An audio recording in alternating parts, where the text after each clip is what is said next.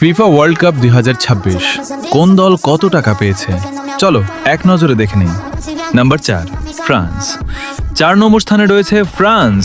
সেমিফাইনালের লড়াই শেষে চতুর্থ স্থান অর্জন করে ফরাসি দল আয় করে নিয়েছে 27 মিলিয়ন মার্কিন ডলার, যা বাংলাদেশি টাকায় প্রায় 333 কোটি টাকা। Number 3 England. 3 নম্বর স্থানে আছে থ্রি লায়ন্স অর্থাৎ ইংল্যান্ড। থার্ড প্লেস ম্যাচে দারুণ জয়ে তৃতীয় স্থান অর্জন করে তারা পকেটে পুরেছে 29 মিলিয়ন মার্কিন ডলার, যা বাংলাদেশি টাকায় প্রায় 357 কোটি টাকা। Number 2 Argentina.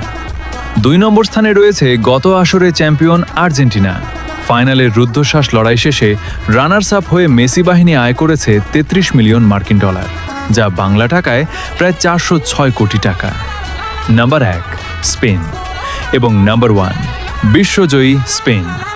2026 বিশ্বকাপের সোনালী ট্রফি উঁচিয়ে ধরে বিশ্ব চ্যাম্পিয়ন স্পেন প্রাইজ মানি হিসেবে অর্জন করে নিয়েছে রেকর্ড 50 মিলিয়ন মার্কিন ডলার, যা বাংলাদেশি টাকায় প্রায় 615 কোটি টাকা।